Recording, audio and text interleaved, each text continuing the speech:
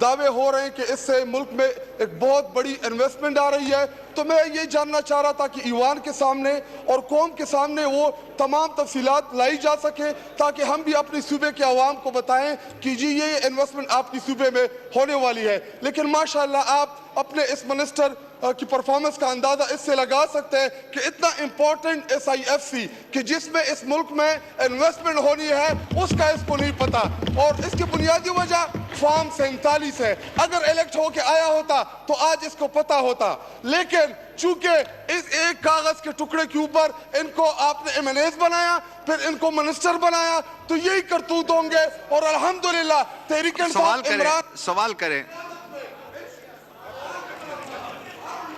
सवाल की तरफ आ रहा हूं। स्पीकर साहब आप नाराज हो गए। तकरीर तो नहीं हो सकती ना। स्पीकर साहब ये बड़ा ही इम्पोर्टेंट सवाल था, बड़ा ही आप सवाल करें। इम्पोर्टेंट आप सवाल करें, हम नेक्स्ट सवाल की तरफ चले जाते हैं।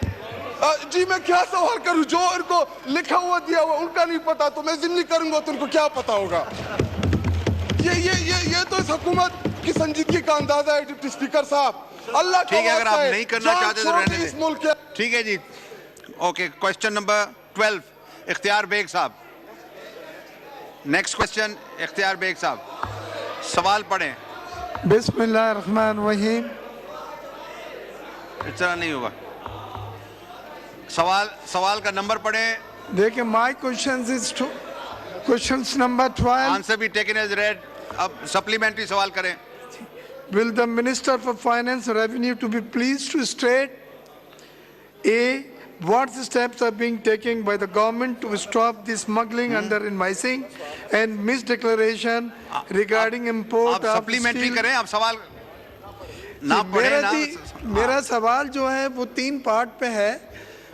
वो लोकल इंडस्ट्री की प्रोटेक्शन के लिए है, क्योंकि स्टील और स्टील प्रोडक्ट जो हैं वो ईरान से बॉर्डर के ज़रिए बहुत बड़ी तादाद में पाकिस्तान स्मगल हो रहे हैं। वो स्मगल होने से मैंने बतलाया है कि तकरीबन 35 मीट्रिक टन स्टील प्रोडक्ट बिन डम्प्ड इन पाकिस्तान। उससे यह हुआ कि पंजाब और दूसरा मुलाका कि लोकल इंडस्ट्री की एपेटाइट ख़त्म हो गई है, मार्केट डिमांड ख़त्म हो गई है। स्टील बनाने वाले हाथ पे हाथ धरे बैठे, इन्वेंट्री बढ़ी हुई है उनकी, क्योंकि स्मगल से जो सस्ता स्टील आ रहा है वो उनकी एपेटाइट को पूरा कर रहा है। तीसरी चीज़ जो है जी, आप सप्लीमेंट्री सवाल करें। आखिर सवाल है, गवर्नमेंट ने क्या स्टेप्स लिए हैं कि लोकल इंडस्ट्री हमारी प्रोटेक्ट, जो स्टील बनाती है, जो टैक्स पे करती है, उसकी प्रोटेक्शन के लिए क्या स्टेप्स हैं? ये स्मगलिंग किस तरह से रोकी जा सकती है बॉर्डर के ऊपर?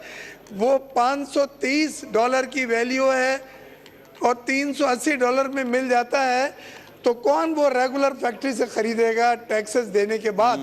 ये आपके रेवेन्यू का भी नुकसान है बहुत बड़ा। तो मेरा मिनिस्टर फॉर फाइनेंस जो है मुतलका, उनसे रिक्वेस्ट है कि वो मुझे ये बतलाएं कि ये स्टील की स्मगलिंग को रोकने के लिए क्या इक़दाम किए गए हैं और लोकल इंडस्ट्री की प्रोटेक्शन के लिए क्या मेजर्स लिए गए हैं। Thank you. जनाब अली परवेज साहब। जी सर। सर, जो ऑनरेबल मेंबर ने जो सवाल रेज़ किया सर, इसके 2-3 पहलू हैं।